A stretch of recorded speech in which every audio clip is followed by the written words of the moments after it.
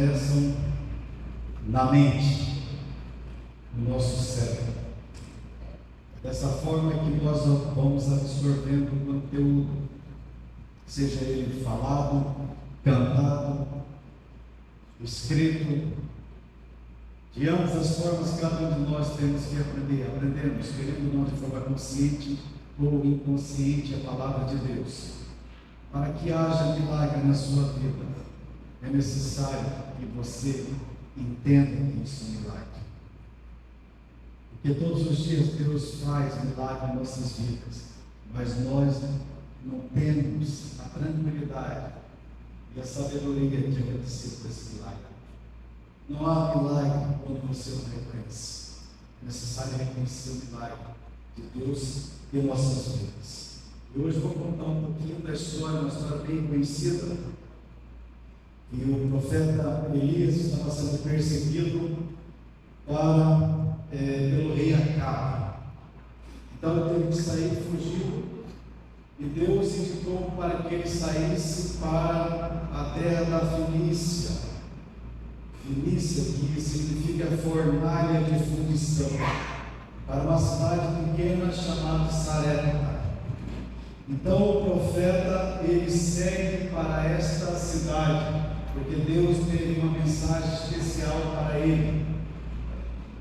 Aos olhos humanos, às vezes é difícil entender o que Deus promete para o Elias, porque fala para ele sair da sua terra e ir para uma terra estranha, uma terra que estava numa miséria.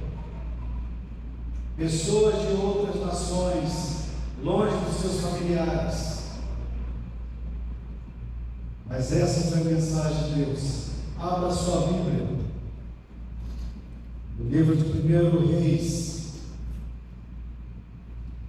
capítulo 17, do verso 8 ao 15.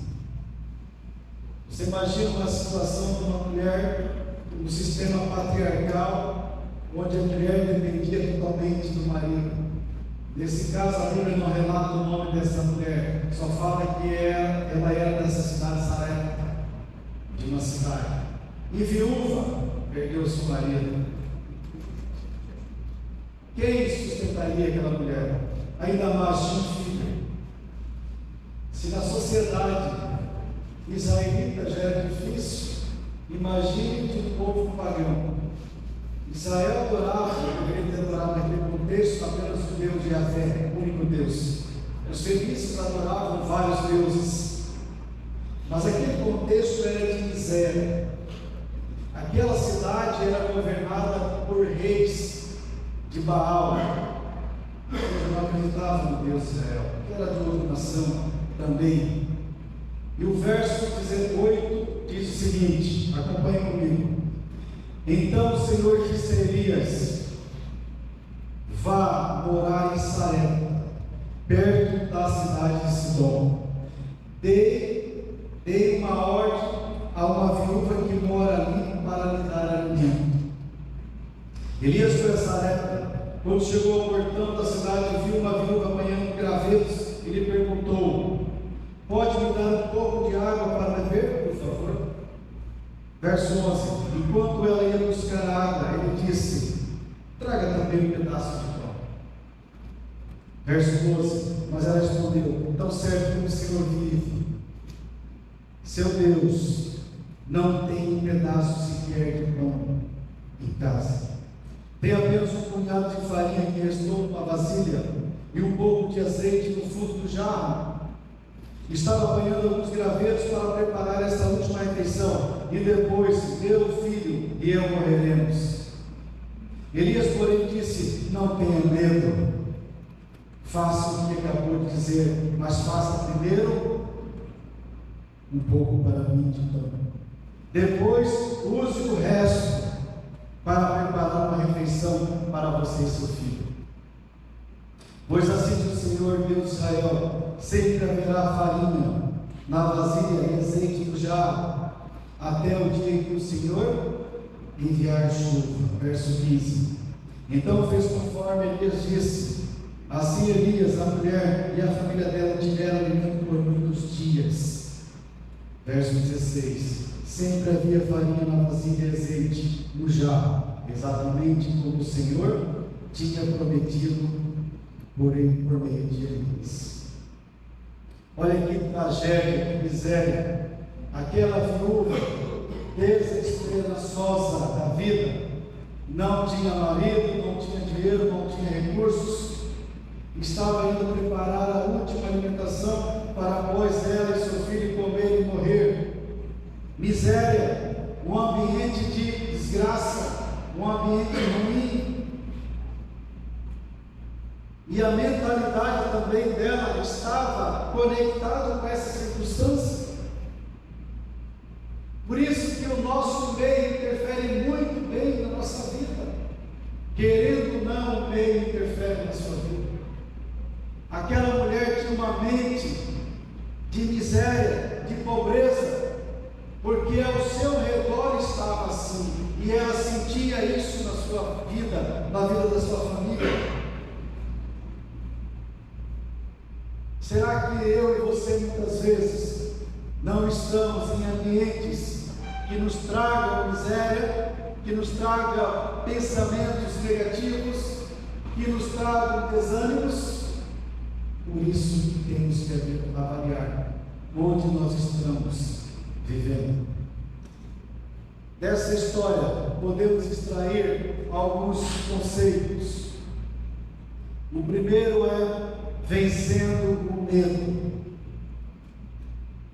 Quando a gente também olha sobre o prisma de Elias, o ser humano, de sair da sua terra e ir para uma terra estranha, para encontrar uma mulher que ele não tinha um nome, não tinha endereço, não tinha o GPS para chegar nessa mulher. Mas Elias, como profeta de Deus, confia na palavra dele, de Yahvé, vencendo o medo, porque a viúva estava sendo dominada pelo medo. Ela não tinha mais esperança, porque o medo faz isso conosco, nos trava, nos faz questionar das coisas, nos faz relativizar das coisas, sobretudo da palavra de Deus. Mas é necessário enfrentar o medo. E aquele profeta, assim como a Bíblia hoje fala para nós da mesma forma, creu na palavra de Elias, um estrangeiro que ele também não conhecia, uma pessoa estranha, um homem que não era costume um homem ficar falando com mulher. E ainda assim aquela viúva creu nas palavras do profeta. Naquele ambiente de pobreza, naquele ambiente de miséria. Miséria, pobreza está muito relacionada à nossa mente. Não é finança, dinheiro em si, mas a sua mentalidade, como que você pensa nas coisas, qual é o seu propósito de vida. Podemos também entender que a obediência à voz de Deus, conforme o verso 13 e 15, a viúva sequer questionou Elias. Em nenhum momento desse relato ela questiona Elias. E Elias faz algo que parece totalmente ilógico, desproporcional, desprovido. É a mesma coisa que você caminhando na cidade, encontrar um mendigo e dizer para o mendigo que está ali querendo comer um lanche, e fala: mendigo, me dá esse lanche, eu quero comer ele. E fica sem, e Deus vai prover. Parece que é ilógico, porque Elias nesse momento está tirando a alimentação da boca de uma mulher e também de uma criança, do filho dessa viúva. Mas a obediência à palavra de Deus muitas vezes será ilógica para nós.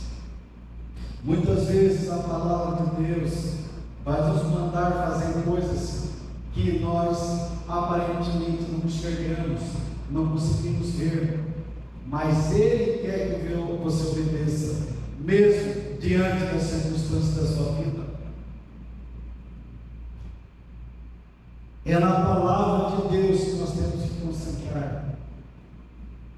Não é nos nossos problemas, não é nas nossas dificuldades, não é nos nossos problemas mentais, emocionais, não, é na palavra de Deus, é obedecer a palavra de Deus, ter dó, ter coitadinho de uma pessoa ou outra, isso não cura essa pessoa, mas aonde temos que ter a cura é na palavra de Deus. A única forma de consertar o nosso caráter pecaminoso, a nossa tendência egoísta, prepotente, de fazer coisa errada, é na palavra de Deus. Não é passando a mão na cabeça, é sim entregar à pessoa a mensagem certa para chegar diante da palavra de Deus. Pensamentos geram ações. Conforme o verso 15, a viúva agiu de acordo com aquela mensagem do profeta, ressignificou a sua mente e foi lá preparar o pão, fez conforme Elias tinha dito. Quando você olha a história, até parece um pouco ao abuso da parte de Elias, quando ele fala: olha, me dá água. E quando ela estava indo para pegar, ela falou: olha, prepara um alimento para mim. Me dá água, já não tinha, me dá alimento que ela não tinha, e depois fazer o alimento, o primeiro é meu. Se sobrar, a sobra é da viúva e do filho. Se fosse hoje uma sociedade, naquela época era mais machista, hoje mudou tudo. Uma coisa absurda seria que era machista esse homem, esse profeta. Como fala alguma coisa nesse sentido, que absurdo. Mas aí Elias estava agindo de acordo com a vontade dele ou a vontade de Deus? De Deus. É de acordo com a vontade de Deus. Aqui também nós podemos aprender nesse texto que Deus faz romper uma mentalidade negativa, ruim, de miséria, escassa, uma mensagem, num ambiente, numa vida, numa mente renovada, uma vida de crescimento, uma vida de desenvolvimento, uma vida melhor para a minha vida, a vida que está próxima ao meu redor. Tira a escassez, a pobreza sua de pensamento e coloca a abundância. Tira a falta de comida e coloca água. Tira a falta de água e coloca água em abundância. Pensamentos geram ações. Quando nós fazemos tudo primeiramente para Deus, quando é para Ele, Ele vai multiplicar, Ele vai renovar a nossa mente, vai tirar a perspectiva nossa de morte, de miséria, trazendo uma perspectiva melhor de mudança, de prosperidade e de esperança. A mente daquela mulher é renovada, e nós também hoje podemos renovar a nossa mente. E conforme o verso 12 e 14, nós podemos romper com a mentalidade de escassez, substituindo a preocupação pela fé. A fé acreditando naquilo que eu não conheço, naquilo que eu não sei, naquilo que muitas vezes eu não vi, mas é que eu preciso aceitar, eu preciso crer, eu preciso fazer, eu preciso agir. E não apenas ficar lendo, absorvendo, mas não praticando. Pela fé é tirada toda a ansiedade, a preocupação daquela mulher. Tira toda aquela expressão: depois eu e meu filho morreremos, para a promessa de Elias: não tenha medo, porque sempre haverá farinha na vasilha e azeite no jarro. É fé que vai transformar essa mentalidade. A fé que vai gerar esperança em meio à crise. A expressão de morreremos é intervertida por Elias, faz uma intervenção dizendo: não tenha medo. Eu estou com dificuldades financeiras, Deus está dizendo para você: não tenha medo. Eu estou com problema de saúde, Deus diz para você hoje: não temas. Está com crise no relacionamento, Deus diz para você: tire essa mentalidade negativa, não temas. O não temos aqui é como se fosse tudo convergido para a miséria, e eles falam: parem, não temos, faça, eu estou te mandando, de acordo com a palavra de Deus. Não temas, porque sempre haverá farinha e azeite na casa daqueles ricos. Sempre haverá. Conforme o verso 17, capítulo 17, versículo 14, aquela mulher visualizou a bênção, que agora já não era mais de miséria, não era mais de fome, mas sim que tinha comida, tinha água para ela, seu filho, para eles. De miséria para abundância, de desesperança para a esperança, de morte para a vida. Paralelos que Deus faz na nossa vida, situações que Deus muitas vezes não interfere no nosso livre-arbítrio, mas Ele dá todas as condições para a gente sair daquela cilada, daquele problema. Visualização da bênção. Visualização da bênção, porque sempre haverá alimento para aquele que crê. Essa imagem mental, esse milagre acontecendo na vida daquela mulher desesperançosa, transformou a vida dela. De um estranho que ela não conhecia, ela estava acostumada a adorar outros deuses, mas agora ela cria o Deus de Israel, o Deus de Elias. No verso 12, demonstra aqui declaração da palavra de Deus: tão certo como vive o Senhor, seu Deus, Elias está dizendo, não tenho um pedaço de pão em casa. Ao ela verbalizar essa necessidade, o profeta declarou a palavra de Deus: não temas. Se você fizer isso, sempre haverá abundância na sua vida. É o mesmo que Deus promete para mim, para você hoje. Mesmo diante das desesperanças, mesmo diante da ansiedade, da preocupação dessa vida, ainda assim Deus diz: não temas. Confie em mim, meu filho. Leia a minha mensagem, conecte comigo pela oração, ajudando as pessoas, contemplando a natureza. Conecte comigo, porque as bênçãos são sem-medidas. Faça, se você acredita ou não, faça, porque Ele vai transformar a miséria em bênção, em fartura, e ter uma atitude de gratidão. Gratidão pelas bênçãos de Deus. Temos que agradecer mais. Parar de ficar só pedindo, reclamando. Peça, mas agradeça. Agradeça mais pelo que Deus te proporciona hoje. Se a sua vida está boa ou ruim hoje, pouco importa. A diferença é o que eu faço com ela a partir de hoje. Eu vou mudar a minha mente, vou mudar a minha forma de pensar, eu vou mudar as minhas atitudes, eu vou continuar fazendo a mesma coisa e tendo os mesmos resultados da vida. Ou eu quero fazer diferente, pensar diferente e crer na palavra de Deus, para que o resultado também seja diferente.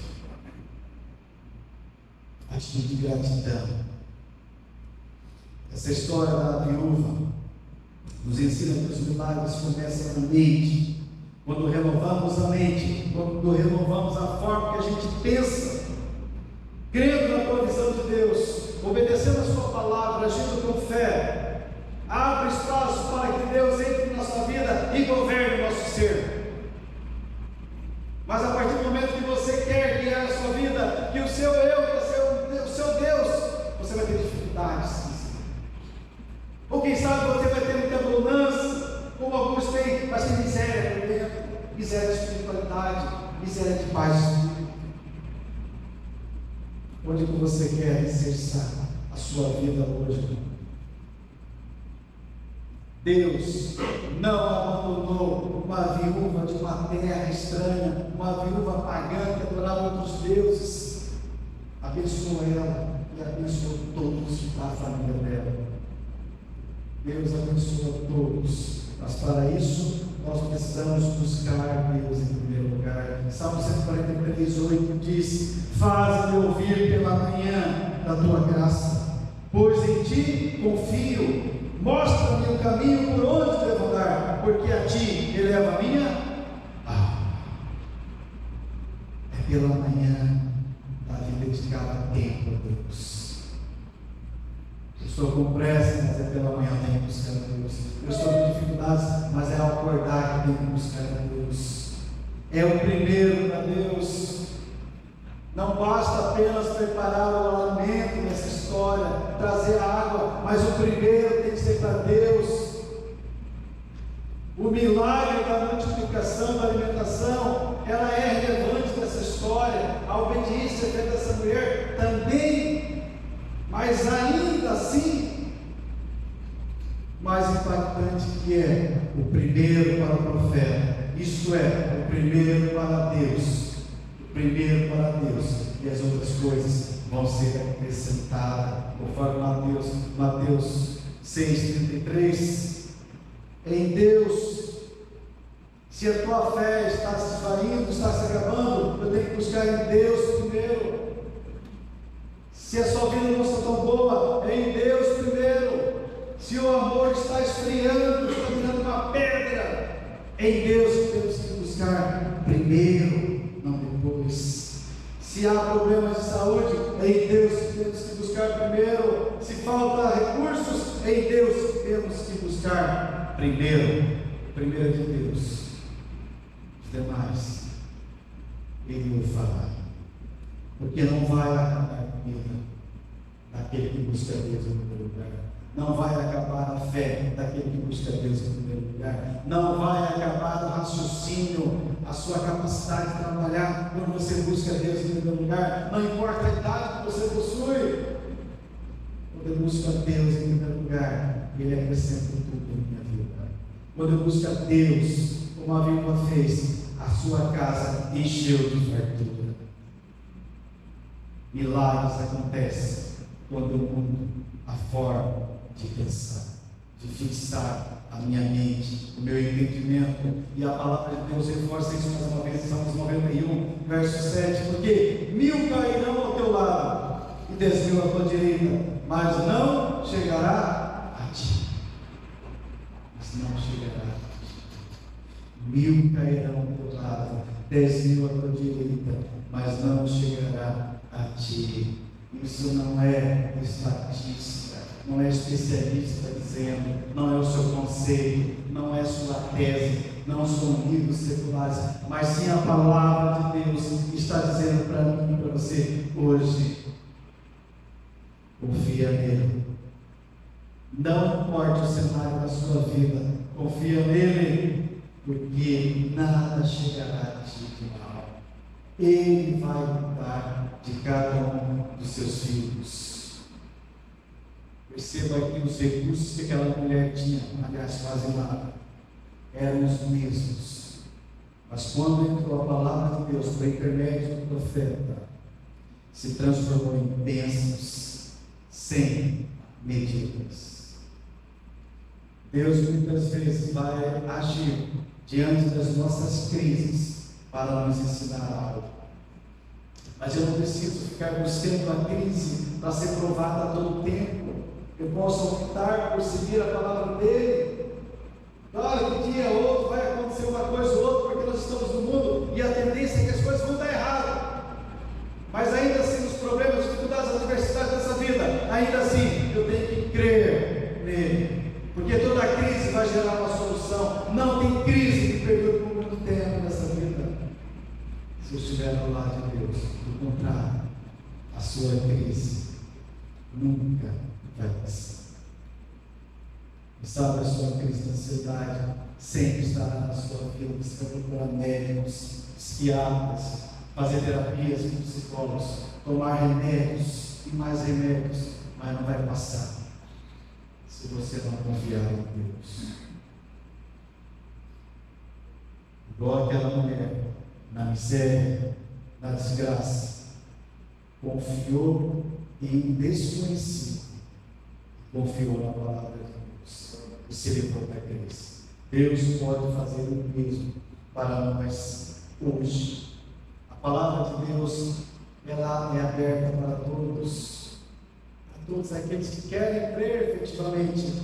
Deus está à disposição de cada um de nós. Mas para isso você precisa crer. Porque Deus não te força. Deus não monta o seu livre-arbítrio. É você que decide. Não mudou de Adão e Eva lá do Éden. Não mudou de Lúcifer do céu. E até hoje ele não muda o seu livre-arbítrio. Quem deve mudar o livre-arbítrio? Sou eu e você. É você que escolhe. É você que escolhe. Eu estava, desde terça-feira, pela manhã, cheguei de Porto Velho, fui ministrar um curso lá.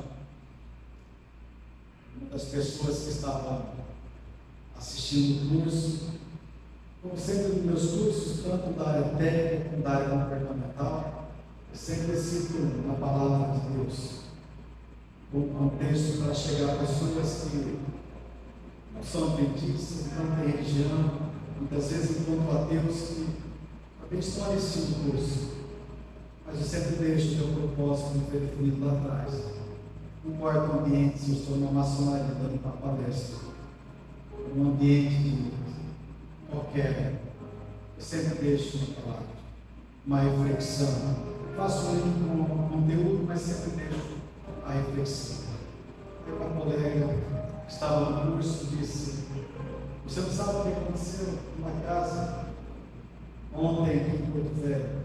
A casa pegou fogo, destruiu tudo daquela família. Essa destruição causou muitos danos. Quem sabe a situação atual dessa família fosse dessa viúva de Sarepta. Tudo que tinha, que era pouco, já se perdeu.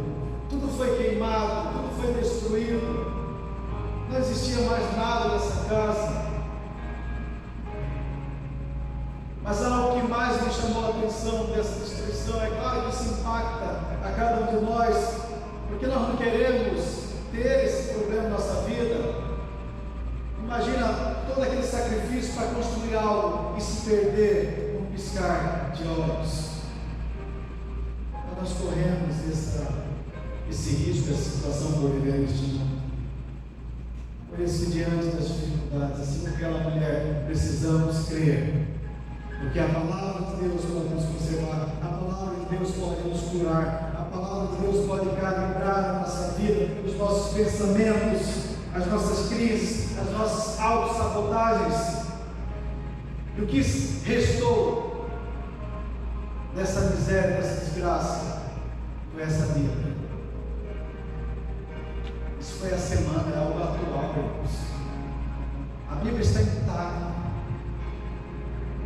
Porque a palavra de Deus, ela permanece intacta, desde o passado, assim como no presente, e como também no futuro.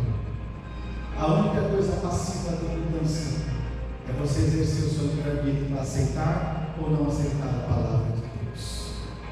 Porque muitas vezes nós estamos chorando, muitas vezes pensamos que Deus nos abandonou, pensamos que Deus se esqueceu de nós, mas lembre-se que Deus sabe tudo de nós.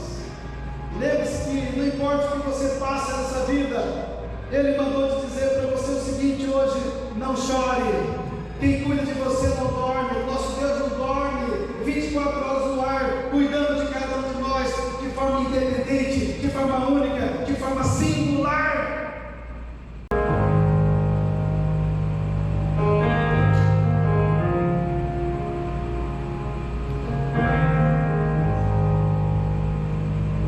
Tá chorando porque se você